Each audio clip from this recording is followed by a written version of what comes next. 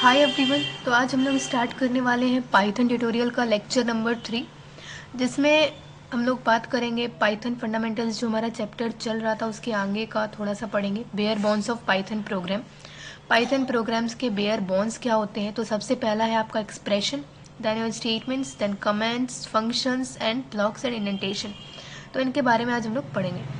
चलिए स्टार्ट करते हैं। एक्सप्रेशन देखिए क्या होता है, ये बहुत इंपॉर्टेंट है। क्वेश्चन में आपका पेपर में क्वेश्चन पूछ लिया जाता है, what is the difference between expression and statement, define expression and statement. तो इस तरह के आपके क्वेश्चन पूछ लिए जाते हैं, तो इनको ध्यान से समझिएगा। An expression is any legal combination of symbols that represents the value. Expression आपका कोई ना कोई वैल्यू को रिप्रेजेंट करता है, ठीक है। इसमें कई सारे सिम्बल्स जैसे कि प्लस, माइनस, इस तरह के जो सिम्बल्स होते हैं वो यूज़ कर लिए जाते हैं।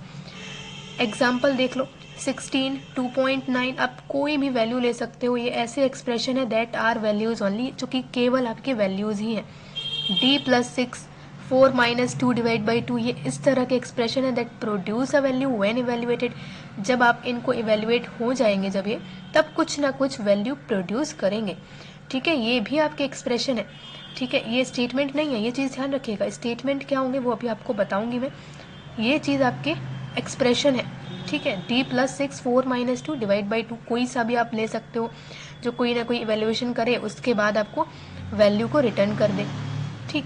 इसके बाद देख लो स्टेटमेंट्स क्या होते हैं। A statement is the programming instruction that does something, that is some action takes place. कोई ना कोई काम हो रहा हो, कुछ काम हो रहा हो, तो वो आपका स्टेटमेंट होएगा। पाइथन एग्जीक्यूट्स इट, पाइथन इसको एग्जीक्यूट करता है।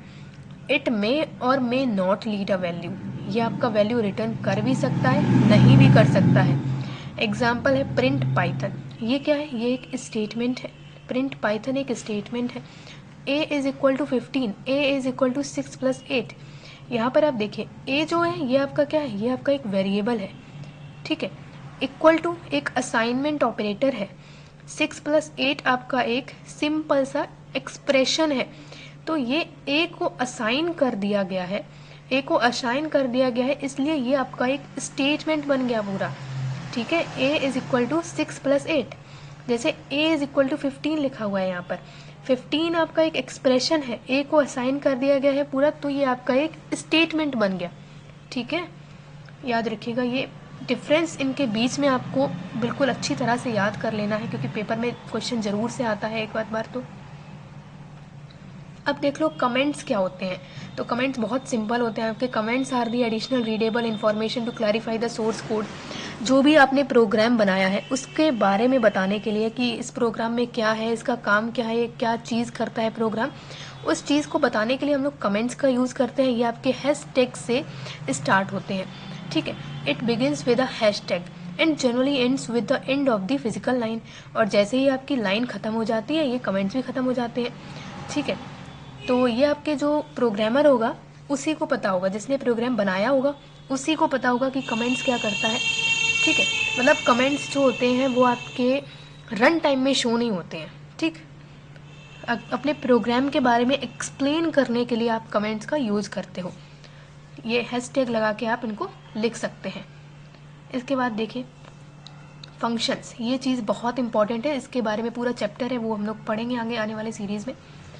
तो function is the code that has a name and it can be reused by specifying its name in the program where needed. ये आपके क्या करते हैं, जैसे आपका प्रिंट फंक्शन हो गया, आप सिंपली प्रिंट को लिखते हो, ठीक है। प्रिंट को लिखते हो, बार बार आप इसका सोर्स कोड ऑटोमेटिकली इसमें सेव है पाइथन के पास, तो आपको सिंपली प्रिंट को लिखना पड़ता है, आपका पूरा का पूरा इन्फॉर्मेशन आपके पास आ जाती है, ठीक। मतलब जो भी चीज़ आपको प्रिंट करानी होती है वो चीज़ प्रिंट हो जाती है। आप इसी तरह से फंक्शंस हम लोग बनाते हैं। डेफ कीवर्ड का यूज़ किया जाता है और यहाँ पे फंक्शन का कुछ नेम, ठीक है, फंक्शन का कुछ नेम लिख दो। उसके बाद पैरेंथेसिस, ये हम लोग आगे आने वाले चैप्टर्स में पढ़ेंगे पूरा। यहाँ पर उसका सोर्स कोड। अब जब भी आपने जो भी सोर्स कोड में लिखा होगा, जो भी फंक्शन का काम होगा, अब यही सोर्स कोड आपको बार बार लिखने की ज़रूरत नहीं पड़ेगी। आपने एक बार लिख दिया, ये पूरा इस फंक्शन में सेव हो गया। अब आप केवल इस फंक्शन का नाम लिखोगे कहीं पर भी जहाँ भी आपको ज़रूरत होगी, और सिंपली ये पूरा आपका काम करके दे देगा। तो इसलिए फंक्शन आपके काफ़ी आसान होते हैं, आपके प्रोग्राम को, आपके काम को आसान कर देते हैं। आपका प्रोग्राम इससे छोटा दिखता है और अच्छा भी लगता है, ठीक है। तो इसके बाद है आपके ब्लॉक्स एंड इंडेंटेशन। देख लो ये क्या होता है, ये भी बहुत, तो आपके ब्लॉक्स एंड इंडेंटेशन ये भी बहुत आपके आसान होते हैं।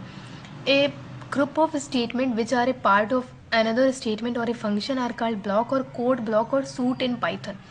यानी कि जो आपका, फॉर एग्जांपल मैंने इफ़ लिखा, ठीक है, इफ़ का मैंने यहाँ पर पूरा एक सोर्स कोड लिख दिया, यहाँ पे थोड़ा सा इंडेंट करके, ठीक है, इंडेंट करके मैंने पूरा सोर्स कोड लिख दिया यहाँ पे, जो भी बॉडी थी मेरी इफ़ की, तो ये आपका क्या हो गया, इफ़ का एक पूरा ब्लॉक हो गया, ठीक है, इफ़ का ये पूरा एक ब्लॉक हो गया। तो इस तरह से आपके ब्लॉक और कोड ब्लॉक पाइथन में बनाए जाते हैं, ठीक है। आई होप आप लोग को क्लियर हो गया होगा। तो आज की वीडियो में इतना ही रखते हैं। Thank you so much. Please do like share and subscribe to our channel अगर आपको पसंद आए हमारा कंटेंट। Thank you.